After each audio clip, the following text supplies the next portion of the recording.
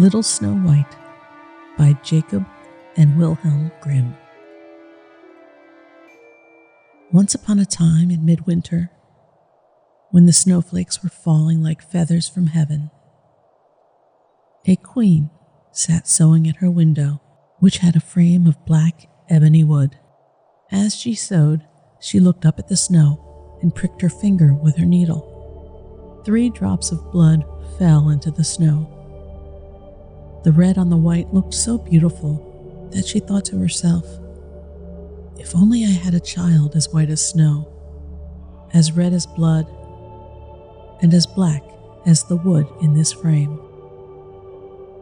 Soon afterward, she had a little daughter who was as white as snow, as red as blood, with hair as black as ebony wood, and therefore they called her Little Snow White.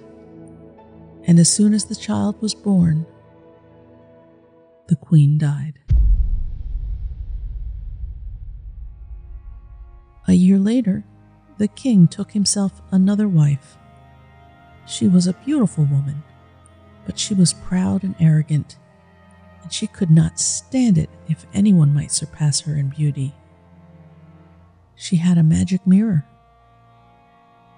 Every morning she stood before it, looked at herself, and said, "Mirror, mirror on the wall, who in this land is fairest of all?" To this the mirror answered, "You, my queen, are fairest of all."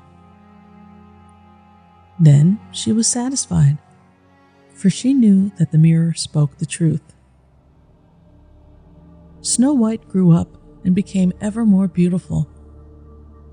When she was 7 years old, she was as beautiful as the light of day, even more beautiful than the queen herself. One day, when the queen asked her mirror, "Mirror, mirror on the wall, who in this land is fairest of all?" it answered, "You, my queen, are fair, it is true, but Snow White is 1,000 times fairer than you." The queen took fright and turned yellow and green with envy. From that hour on, whenever she looked at Snow White, her heart turned over inside her body, so great was her hatred for the girl. The envy and pride grew ever greater, like a weed in her heart, until she had no peace day and night.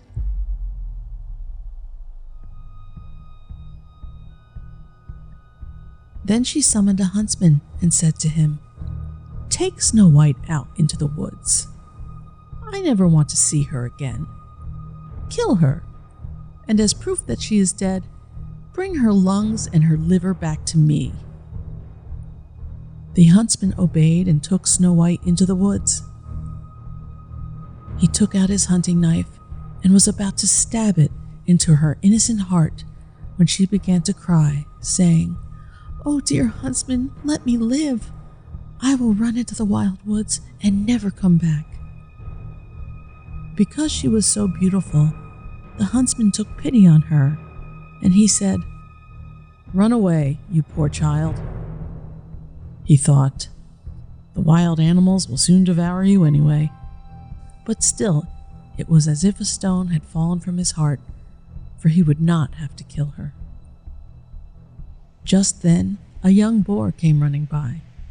He killed it, cut out its lungs and liver, and took them back to the queen as proof of Snow White's death.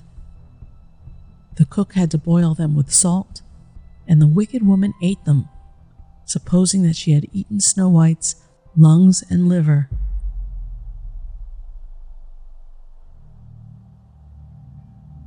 The poor child was now all alone in the great forest, and she was so afraid that she just looked at all the leaves on the trees and did not know what to do. Then she began to run. She ran over sharp stones and through thorns, and wild animals jumped at her, but they did her no harm. She ran as far as her feet could carry her, and just as evening was about to fall, she saw a little house and went inside in order to rest. Inside the house, everything was small, but so neat and clean that no one could say otherwise. There was a little table with a white tablecloth and 7 little plates, and each plate had a spoon, and there were 7 knives and forks and 7 mugs as well. Against the wall there were 7 little beds, all standing in a row and covered with snow-white sheets. Because she was so hungry and thirsty, Snow White ate a few vegetables and a little bread from each little plate, and from each mug she drank a drop of wine. Afterward, because she was so tired, she lay down on a bed, but none of them felt right. One was too long, the other too short, until finally the 7th one was just right. She remained lying in it, entrusting herself to God, and fell asleep.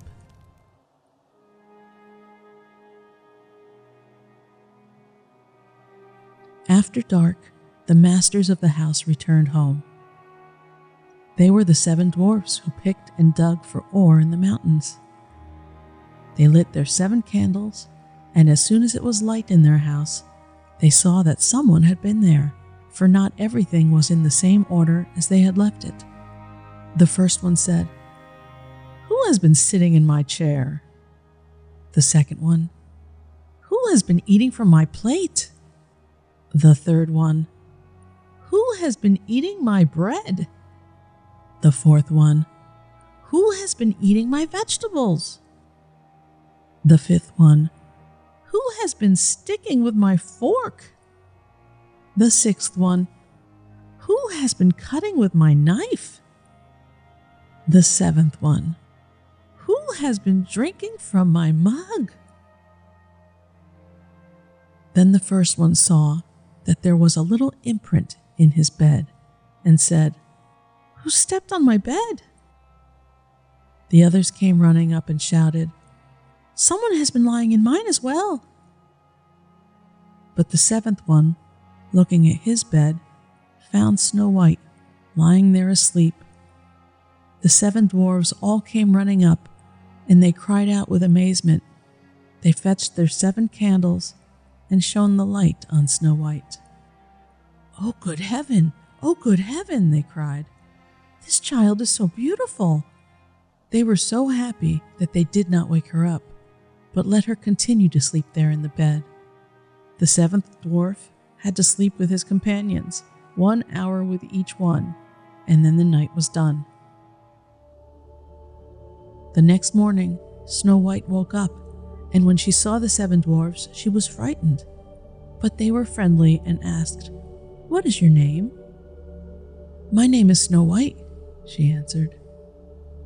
"How did you find your way to our house?" the dwarfs asked further. Then she told them that her stepmother had tried to kill her, that the huntsman had spared her life, and that she had run the entire day, finally coming to their house. The dwarf said, "If you will keep house for us and cook, make beds, wash, sew, and knit, and keep everything clean and orderly, then you can stay with us, and you shall have everything that you want." "Yes," said Snow White, "with all my heart." So she kept house for them. Every morning they went into the mountains looking for ore and gold, and in the evening, when they came back home, their meal had to be ready. During the day, the girl was alone. The good dwarfs warned her, saying, "Be careful about your stepmother. She will soon know that you are here. Do not let anyone in." Now the queen, believing that she had eaten Snow White's lungs and liver, could only think that she was once again the first and the most beautiful woman of all. She stepped before her mirror and said, "Mirror, mirror on the wall, who in this land is fairest of all?" It answered, "You, my queen, are fair, it is true, but Snow White beyond the mountains with the 7 dwarfs is still 1,000 times fairer than you." This startled the queen, for she knew that the mirror did not lie, and she realized that the huntsman had deceived her, and that Snow White was still alive. Then she thought, and thought again, how she could kill Snow White. For as long as she was not the most beautiful woman in the entire land, her envy would give her no rest. At last she thought of something. Coloring her face, she disguised herself as an old peddler woman so that no one would recognize her. In this disguise, she went to the house of the 7 dwarfs. Knocking on the door, she called out, "Beautiful wares for sale, for sale." Snow White peered out the window and said, "Good day, dear woman. What do you have for sale?" "Good wares, beautiful wares," she answered. "Bodice laces in all colors." And she took out one that was braided from colorful silk. "Would you like this one?" "I can let that honest woman in," thought Snow White, then unbolted the door and bought the pretty bodice lace. "Child," said the old woman, "how you look! Come, let me lace you up properly." The unsuspecting Snow White stood before her and let her do up the new lace, but the old woman pulled so quickly and so hard that Snow White could not breathe. "You used to be the most beautiful one," said the old woman, and hurried away. Not long afterward, in the evening time, the 7 dwarfs came home. How terrified they were when they saw their dear Snow White lying on the ground, not moving at all, as though she were dead. They lifted her up, and seeing that she was too tightly laced, they cut the lace in two. Then she began to breathe a little, and little by little, she came back to life. When the dwarves heard what had happened, they said, "The old peddler woman was no one else but the godless queen. Take care and let no one in when we are not with you."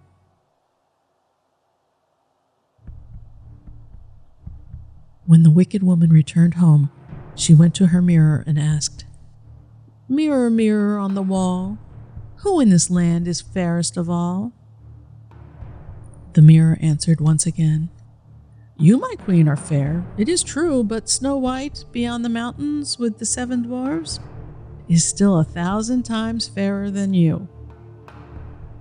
When she heard that, all her blood ran to her heart because she knew that Snow White had come back to life. "This time," she said, "I shall think of something that will destroy you." Then, with the art of witchcraft, which she understood, she made a poisoned comb. Then she disguised herself, taking the form of a different old woman. Thus, she went across the 7 mountains to the 7 dwarves, knocked on the door, and called out, "Good wares for sale, for sale." Snow White looked out and said, "Go on your way. I am not allowed to let anyone in." "You surely may take a look," said the old woman, pulling out the poisoned comb and holding it up. The child liked it so much that she let herself be deceived, and she opened the door. After they had agreed on the purchase, the old woman said, "Now let me comb your hair properly." She had barely stuck the comb into Snow White's hair when the poison took effect, and the girl fell down unconscious. "You specimen of beauty," said the wicked woman, "now you are finished." And she walked away. Fortunately, it was almost evening, and the 7 dwarfs came home. When they saw Snow White lying on the ground as if she were dead, they immediately suspected her stepmother. They examined her and found the poison comb. They had scarcely pulled it out when Snow White came to herself again and told them what had happened. Once again, they warned her to be on guard and not to open the door for anyone. Back at home, the queen stepped before her mirror and said, "Mirror, mirror on the wall, who in this land is fairest of all?" The mirror answered, "You, my queen, are fair, it is true, but Snow White, beyond the mountains with the 7 dwarfs, is still 1,000 times fairer than you." When the queen heard the mirror saying this, she shook and trembled with anger. "Snow White shall die," she shouted, "if it costs me my life." Then she went into her most secret room. No one else was allowed inside, and she made a poisoned apple. From the outside, it was beautiful, white with red cheeks, and anyone who saw it would want it. But anyone who might eat a little piece of it would die. Then, coloring her face, she disguised herself as a peasant woman, and thus went across the 7 mountains to the 7 dwarfs. She knocked on the door. Snow White stuck her head out of the window and said, "I am not allowed to let anyone in. The dwarves have forbidden me to do so." "That is all right with me," answered the peasant woman. "I'll easily get rid of my apples. Here, I'll give you one of them." "No," said Snow White, "I cannot accept anything." "Are you afraid of poison?" asked the old woman. "Look, I'll cut the apple in 2. You eat the red half, and I shall eat the white half." Now the apple had been so artfully made that only the red half was poisoned. Snow White longed for the beautiful apple, and when she saw that the peasant woman was eating part of it, she could no longer resist, and she stuck her hand out and took the poisoned half. She barely had a bite in her mouth when she fell to the ground, dead. The queen looked at her with a gruesome stare, laughing loudly, and said, "White as snow, red as blood, black as ebony wood, this time the dwarves cannot awaken you." Back at home, she asked her mirror, "Mirror, mirror on the wall, who in this land is fairest of all?" It finally answered, "You, my queen, are fairest of all." Then her envious heart was at rest, as well as an envious heart can be at rest.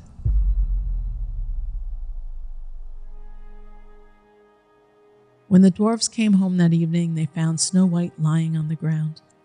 She was not breathing at all. She was dead. They lifted her up and looked for something poisonous. They undid her laces, they combed her hair, they washed her with water and wine, but nothing helped. The dear child was dead, and she remained dead. They laid her on a bier, and all 7 sat next to her and mourned for her and cried for 3 days. They were going to bury her, but she still looked as fresh as a living person and still had her beautiful red cheeks. They said, "We cannot bury her in the black earth," and they had a transparent glass coffin made so she could be seen from all sides. They laid her inside, and with golden letters wrote on it her name and that she was a princess. Then they put the coffin outside on a mountain, and one of them always stayed with it and watched over her. The animals too came and mourned for Snow White. First an owl, then a raven, and finally a dove.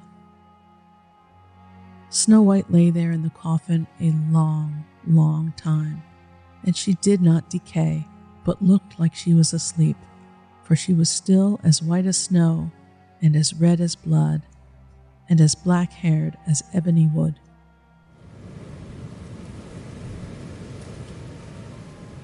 Now it came to pass that a prince entered these woods, and happened onto the dwarf's house, where he sought shelter for the night. He saw the coffin on the mountain, with beautiful Snow White in it, and he read what was written on it with golden letters. Then he said to the dwarfs, "Let me have the coffin. I will give you anything you want for it." But the dwarfs answered, "We will not sell it for all the gold in the world." Then he said, "Then give it to me, for I cannot live without being able to see Snow White. I will honor her and respect her as my most cherished one." As he thus spoke, the good dwarfs felt pity for him and gave him the coffin.